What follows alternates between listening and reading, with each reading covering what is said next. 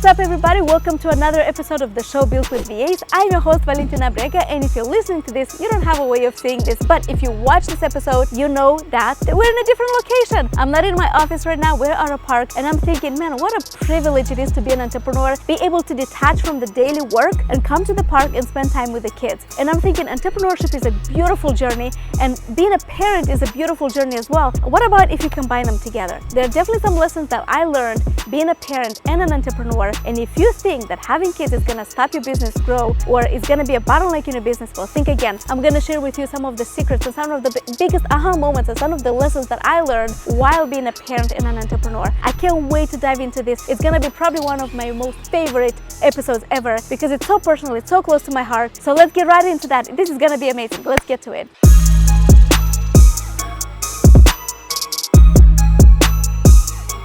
So no wonder when you have kids, it completely changes your life. And if you're an entrepreneur, it completely changes your entrepreneurial journey as well. So having kids is not easy. Being an entrepreneur is not easy. And when you combine these two together, it takes this to a whole new level. This is a completely new ball game. And if you think that this is one of those episodes where I'm going to come in front of you and say, hey, this is what you can do to be successful and be successful as a parent and be successful as a business, and you can all do it all together, you're superhuman, I'm afraid I'm going to have to disappoint you because that's not one of those episodes. In fact, I don't have an agenda. I don't know what I'm going to talk about this. I just want to come in front of you and be vulnerable and share my experience, because I think that while it's not easy having kids and building a business, there are some very important lessons that I learned throughout my journey of being a mother and being an entrepreneur that I don't think I would have learned otherwise. Or maybe I would have, but it would have taken me longer. So let me take you back a little bit. A couple of years ago, I had my first business. I was in my home country in Moldova, and I had a school of foreign languages, and we were doing okay. At that time, I thought we were successful, but now looking back, we were just doing okay. The thing is, we didn't really invest too much in marketing or sales, and we had good business because people liked our product, liked our service, and they came to us from word of mouth, which I guess is the best type of marketing is out there. But we definitely could have done more. The problem with that was that we were working all the time. I was working in the mornings, in the afternoons. I remember working on the weekends. I had this flexibility, and I'll be honest with you, I like to work. I like to be productive. I like to keep myself occupied. I like to be involved in projects. This is just my personality. So I got a lot of pleasure from working in my business. Again, it was mornings, afternoons. I stayed up late in the office. It was the weekends. On the weekends, I remember going to the gym and then coming back to the office. I burned out a couple of times, then got back up and started all over again. And with all of this effort that I put in, the problem was that I didn't realize how valuable time was. I was in my 20s. I said, oh, I have all the time in the world. I'm just going to work.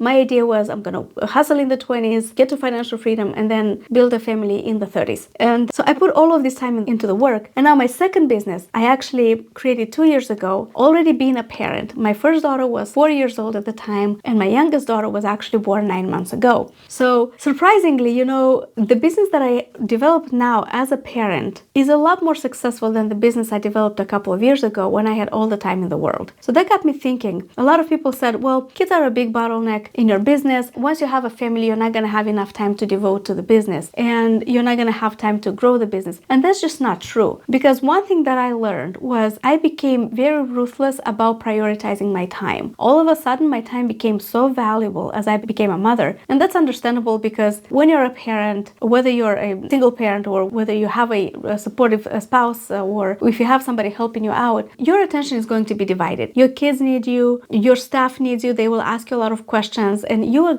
being pulled in different directions, and you can go insane. I mean, come on, you can go insane. But the truth is that once you prioritize what is important and what is urgent, it completely changes the paradigm. It changes your thinking. So to me, before, I used to do everything. If there's a problem, I loved feeling like I was a superhuman. I love feeling like I was a superwoman. People have the Superman complex when they are entrepreneurs. And if there's a fire, here you come to the rescue, and you're gonna put out the fire, and you're gonna make everyone happy. And let's be honest, it feels good to be a hero. It feels good for people looking up to you and said, thank you for solving this problem. Thank you for taking care of this. I don't think I have that luxury of looking at my business that way. I don't want to be a superhuman anymore. I don't have to swoop in and fix every problem. In fact, I have a wonderful team that has been trained to act like firefighters. That's what I call them. If there's a fire, if there's a small fire, they can put it out without my involvement. So even if it's something urgent, it doesn't necessarily mean that I have to be be involved in it. I don't have to be present at every meeting. I don't have to be present at every call. I don't have to take care of every problem.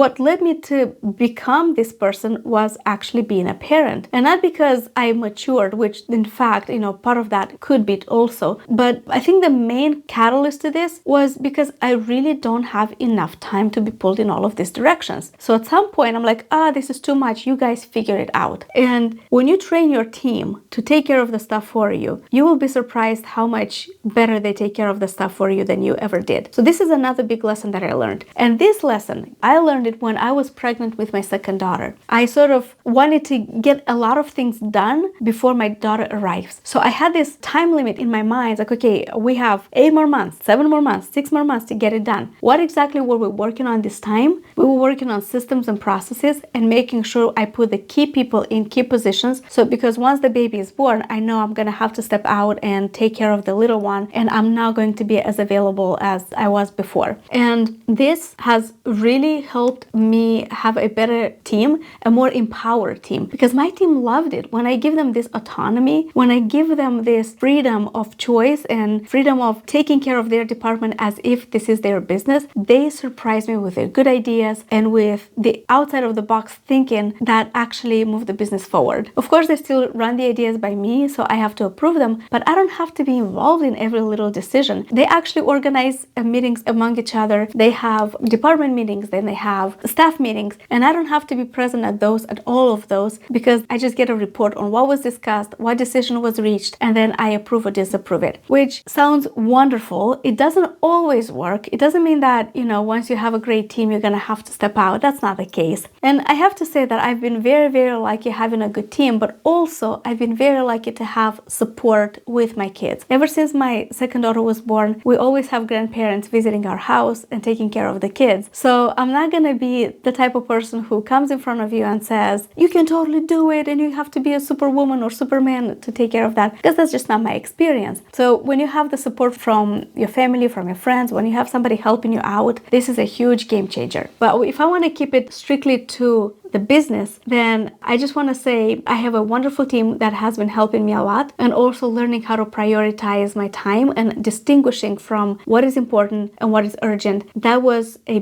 big lesson learned for me that I don't think I'm ever going back to putting out all the fires myself. So this kind of made me realize that a lot of people say, well, once you start having a family, this becomes a bottleneck in your business. I realized that's just not true, because you're never ready to have a business. Like you'll never feel 100% prepared. When you're young, you have a set of priorities. When you're a different age, you have different priorities. And a business is just not always on the top of your mind. So when people say, well, kids are a bottleneck in your company, that's not true. You know what the biggest bottleneck for me was? It was me. Because like I mentioned earlier, now with 2 kids, my business is doing better than the one that I worked on when I had all the time in the world. So kids are not a bottleneck. I was a bottleneck because I realized that I am one person and I'm flawed. I'm limited to my skill set. I'm limited to my personality. I'm limited to my worldview. And the biggest mistake I made back then was that I didn't trust my team with anything. I was the one running the show. I was the one making the decisions. So I was the one dictating what we do in the company and how we do it. And instead of having my team surprise me with their good ideas, because at the end of the day, we're all just humans and we all have good ideas. We all have our own talents and so on. So now with the second company, with higher trained VA right now, I'm not making that mistake again. My staff is happier. I'm happier. Things are moving better. And no, it has nothing to do with whether or not you want to start a family. But probably one of the biggest